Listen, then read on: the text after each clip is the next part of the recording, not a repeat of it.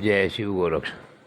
प्रिय श्रोताओं, आप सुन रहे हैं स्कंद पुराण और आज आप सुनेंगे स्कंद पुराण का भाग 108 तथा वैष्णव खंड का भाग 17। पिछले भाग में आपने सुना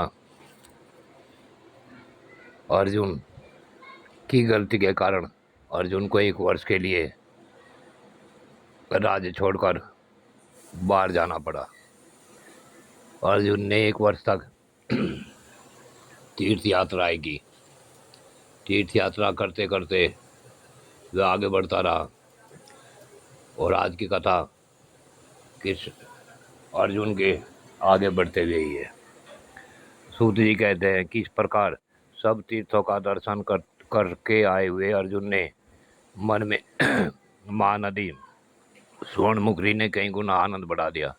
उस नदी के पूर्व तट पर अर्जुन ने एक ऊंचा पर्वत देखा जो कालहस्ती के नाम से प्रसिद्ध है। उस महानदी में स्नान करके वे पर्वत के शिखर पर गए और वहां देव पूजित कालहस्तीश्वर नामक महादेव जी का दर्शन किया। पार्वती के साथ महादेव जी का भक्तियुक्त चित्त से पूजन करके वे कृतार्थ हो गए। तदंतर अर्जुन वहां से अभूतपूर्व पदार्थों का दर्शन करने के लिए उस पर्वत पर विचरने लगे। वहां पर्वतीय शिखरों पर एकांत प्रदेश में उन्होंने शिव जी के दानवे तट पर हुए अनेक दिव्य योगियों का दर्शन किया। साथ ही इंद्रियों को संयम में रखने वाले अनेकों शांत मुनियों को भी देखा। उनमें कोई तो निराहार रहते थे, कोई वायु पीते थे, कोई पत्ते चबाते थे, कोई सूर्य की धूप के ही आहार पर निर्वाह करते थे। उसके बाद उस पर्वत के दक्षिण भाग में घूमते हुए उन्होंने महर्षि भरद्वाज का पवित्र आश्रम देखा जो सब प्रकार की लक्ष्मी से सुशोभित था। कौतुक का तो वह एकमात्र स्थान था। सिंह, हाथी, व्याघ्र, चीता तथा अन्य मृगों से भरा हुआ था। वे सभी जीव आपस का सहज बैर बुलाकर एक दूसरे का हिंसादन करते थे। उस आश्रम को देखकर पांडुनंदन अर्जुन ने तपस्वियों के प्रभाव की प्रशंसा की। अनेक श्रेष्ठ ब्राह्मण उस यात्रा में अर्जुन के साथ थे। उन सभी मित्रों के साथ उन्होंने आश्रम में प्रवेश किया और अपने सामने अनेक मुनियों से घिरे हुए प्रज्वलित अग्नि के समान तेजस्वी भारद्वाज जी को बैठे देखा। उन्हें देखकर ऐसा जान पड़ता था मानो श्रुति, स्मृति और पुराणों के अथाह ने एक ही भूत होकर मुनि का शरीर धारण कर लिया हो। अर्जुन ने धीरे धीरे निकट जाकर मुनि के चरण अरविंदों के आगे पृथ्वी पर गिरकर साष्टांग प्रणाम किया। अपने आश्रम पर आए हुए कुंती नंदन अर्जुन को मुनि ने स्वयं उठाकर अबुद्ध का आशीर्वाद दिया। उस समय उनका चित्त हर्षोल्लास से परिपूर्ण था और एक आसन की ओर संकेत करके उन्हें उस पर बिठाया। जब वे बैठ गए तब उनसे स्वास्थ्य संबंधी कुशल प्रश्न किया। सूत जी कहते हैं कि अर्जुन ने सुखपूर्वक बैठे हुए भरद्वाज मुनि को प्रणाम करके विनय पूर्वक वह गंभीर वचन कहा, हे मुनि श्रेष्ठ, इस संसार में एकमात्र मैं ही धन हूँ जिसका आपने अपने पुत्र के समान भली भांति आदर किया है। भगवान, यह महानदी किस पर्वत से प्रकट हुई है और कौन इसे ले आया है तथा इसमें स्नान दान आदि करने से कौन सा पुण्य प्राप्त होता है।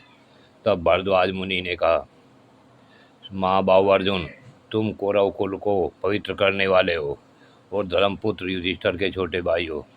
मैंने अनेक राजा देखे हैं परंतु वे तुम्हारे समान लीलायुक्त सरलता, दया, उदारता, धीरता और गंभीरता आदि गुणों से सुशोभित नहीं थे। हे राजन, मैंने मुनियों के मुख से जो दिव्य कथा सुनी है वह तुमसे कहता हूँ, तुम उसे सुनो। पहले समय की बात है, दक्ष कुमारी सती अपने पिता से अपमानित होकर शरीर त्याग हिमालय की पुत्री के रूप में उत्पन्न हुई। फिर सप्तऋषियों ने आकर जब प्रार्थना की तब गिरिराज हिमालय विवाह के समय अपनी पुत्री भगवान शंकर को देने को उद्यत हुए।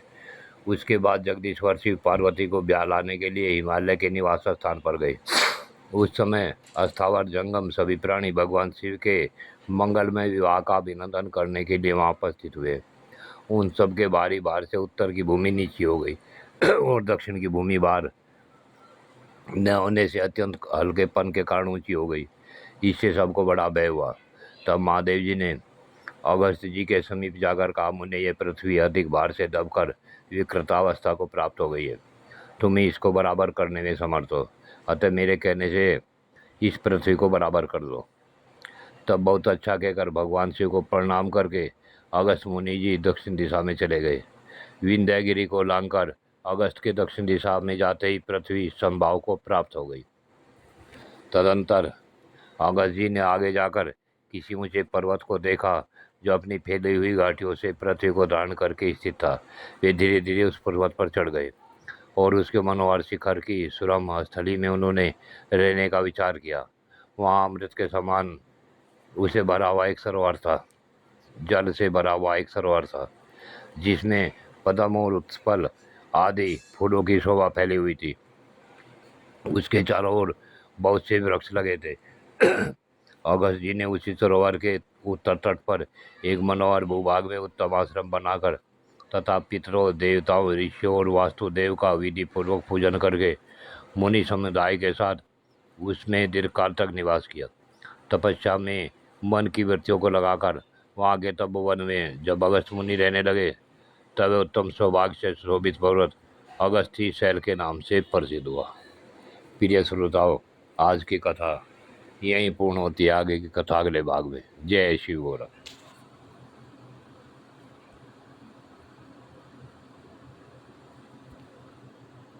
और क्या हो गया तुझे?